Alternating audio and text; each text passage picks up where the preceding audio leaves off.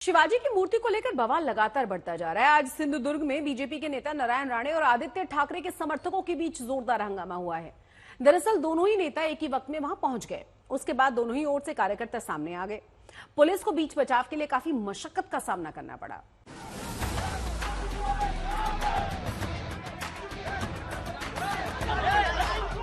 सियासी भिड़ंत देखते देखते हाथापाई, धक्का मुक्की, मारामारी और घेराबंदी में तब्दील हो गई।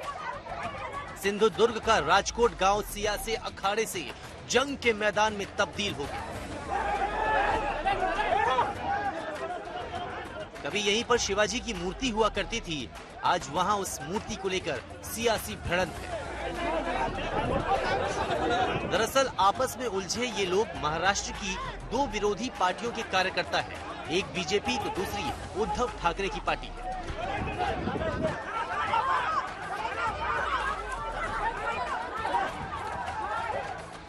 हुआ दरअसल ये कि शिवाजी की प्रतिमा का गिरना जब सियासी मुद्दा बना तो अलग अलग पार्टियों के नेता भी वहां पहुंचने लगे।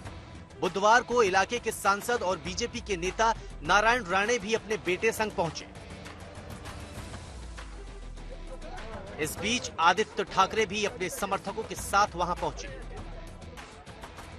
खबरों की माने तो दोनों नेता अभी वहां मौजूद ही थे कि बीजेपी कार्यकर्ताओं ने उद्धव ठाकरे के खिलाफ नारेबाजी शुरू कर दी, जिसके बाद आदित्य ठाकरे के समर्थक भड़क गए और फिर बात बढ़ गई।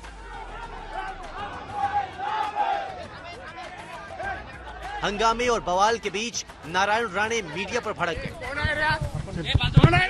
पोलीस काय आम्हाला आजमावतं काय दर वेळेला बाहेरचे यायचे काय यायचे इथे काय हे चांगली गोष्ट आहे का? महाराजांचा पुतळा पडला आणि हे करायला येतात. कोण आहे रे? कोण आहे रे? मौके की नजाकत देखकर उनके बेटे नीलेश राणे ने उन्हें रोका। कोणी घोषणाबाजी यायचं नाही।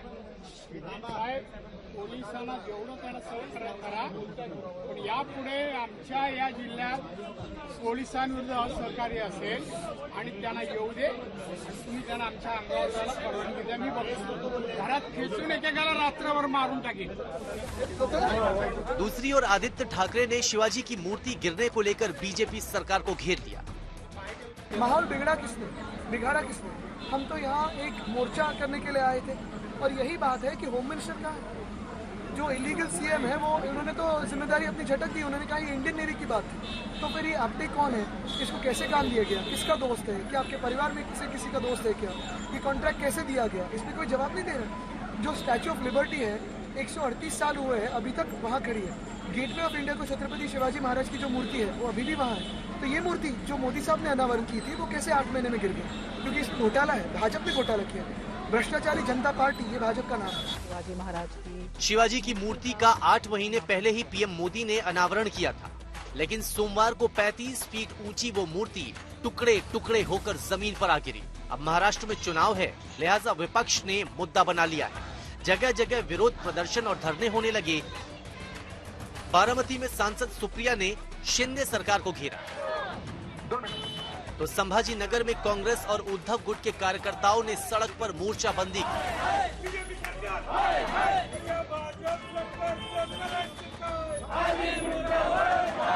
उधर पिंपरी चिंचवड़ में मराठा क्रांति मोर्चा ने भी विरोध प्रदर्शन किया, सरकार के खिलाफ जोरदार नारेबाजी की।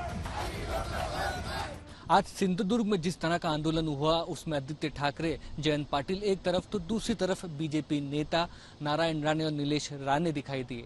मुंबई में एमवीए का एक और मोर्चा होने जा रहा है, जहां पर सत्ता पक्ष का कहना है कि विपक्ष अगर किसी भी तरह के आरोप हम पर लगाएगा तो उसके सबूत हम मांगने से पीछे नहीं हटेंगे। यानी कि आने वाले दिनों में महाराष्ट्र में राजनीति और गरमाने वाली है। सिंधुदुर्ग में रितेश के साथ कैमरा पर्सन साई प्रसाद पाटिल और मुस्तफा शेख, मुंबई आज तक।